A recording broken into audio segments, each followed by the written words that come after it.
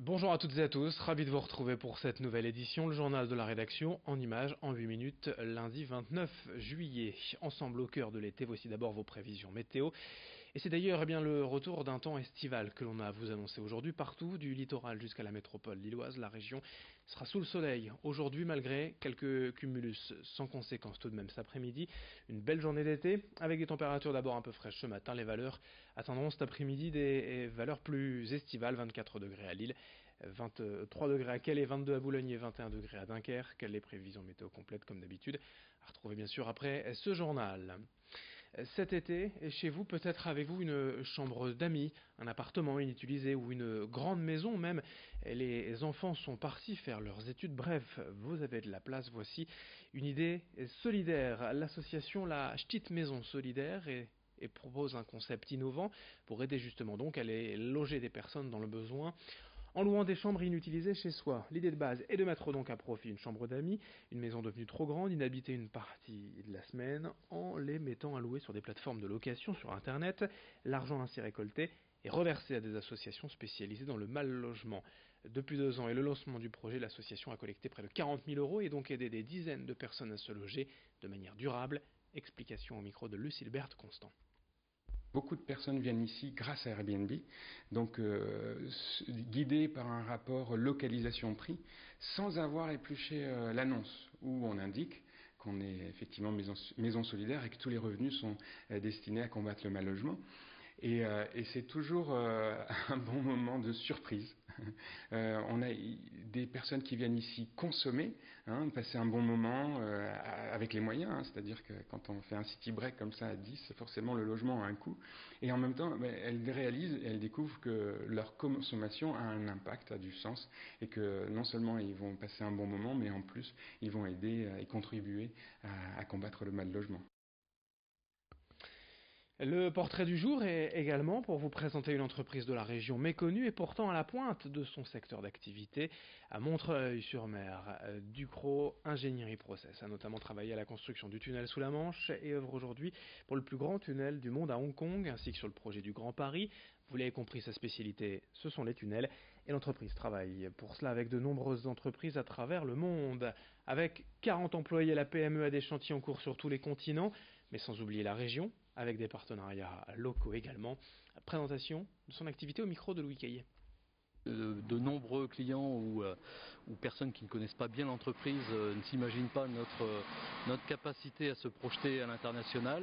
On est atypique parce que on est des ingénieurs qui essayons de trouver des solutions innovantes et donc on vient nous voir, bien sûr après des démarches commerciales et de prospection importantes, mais on vient nous voir, on nous sollicite pour développer des outils qui vont permettre à nos clients d'avoir une très bonne sécurité pour leurs clients, pour leur personnel bien évidemment, et ensuite une très bonne fiabilité pour garantir eux l'exécution de leur ouvrage. L'actualité aussi dans la métropole lilloise. Déjà 6 mois qu'Ilevia a pris la place de Transpol avec plusieurs changements sur le réseau plus ou moins appréciés des utilisateurs. Une chose déjà, la validation au kilomètre est en hausse notamment grâce au portique dans le métro, obligeant désormais les usagers à valider leur titre de transport. Mais la MEL a surtout profité de ce premier bilan de 6 mois pour annoncer quelques modifications afin, je cite, de supprimer les dysfonctionnements constatés depuis la mise en place du nouveau réseau.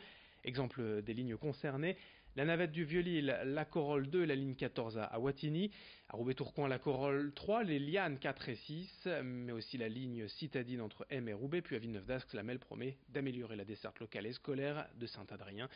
Explication au micro de Lucilbert Constant.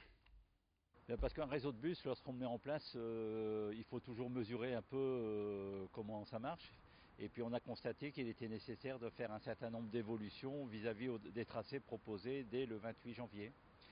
Et dans l'ensemble, aujourd'hui, 6 mois après, on constate quand même une efficacité du réseau par rapport à ce qu'on avait prévu de mettre en place, de l'ordre sur l'ensemble des modes de transport de 16%.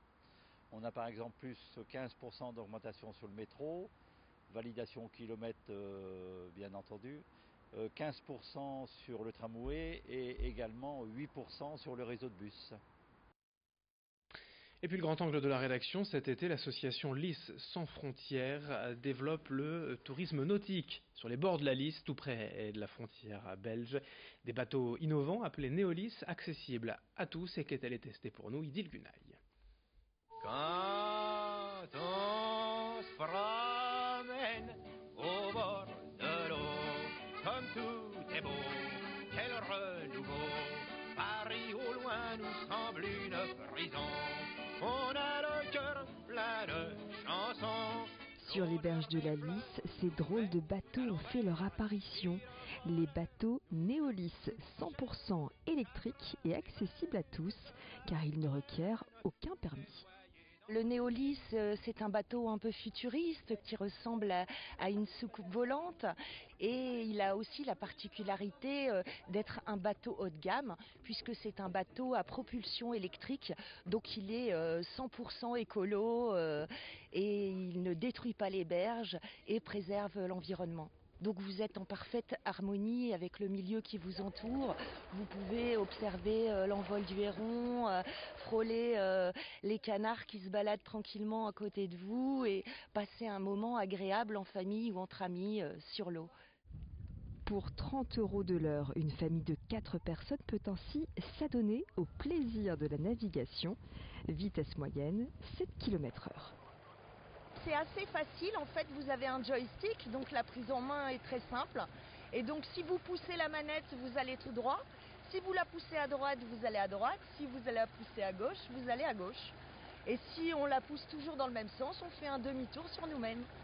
Une activité que Georges n'a pas hésité à tester et à partager avec ses petits-fils. Déjà on n'a pas eu trop chaud parce qu'il y avait de l'air. Il n'y avait pas beaucoup de bruit. Après, ça avançait pas super vite, mais c'était agréable, c'était bien. À refaire. À refaire.